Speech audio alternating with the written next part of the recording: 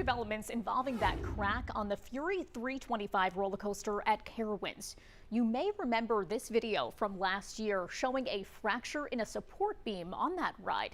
Today, the Department of Labor released its report on the problem. Channel 9's Joe Bruno broke this story today on Eyewitness News at noon and has spent the day digging through the findings. Joe, what do they think caused the break in that beam? Unidirectional bending fatigue. And if you're like me and had no idea prior today what those three words in that exact order means, well, an expert tells me think of it like a paper clip. And eventually, if you just keep going left and right, the paper clip is going to snap. So think of it the same way with that coaster going around and around and around. It's going to make that fracture get worse over time. An expert also tells me that he thinks bad math is to blame.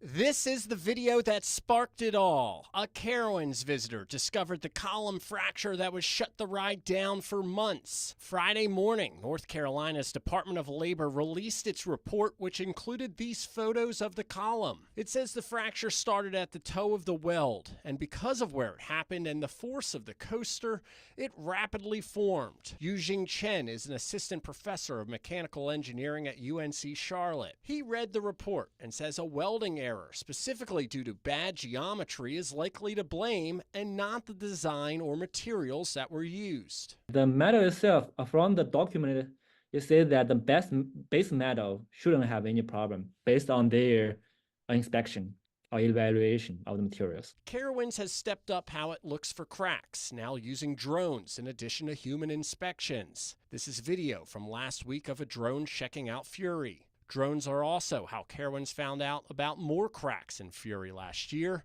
I first reported about the additional cracks last July.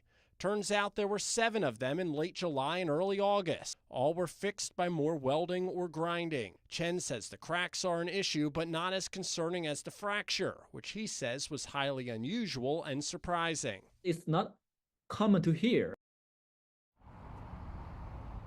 Carowinds says that they inspect their roller coasters daily and that the Department of Labor came out last month and inspected Fury and gave it the all clear to open.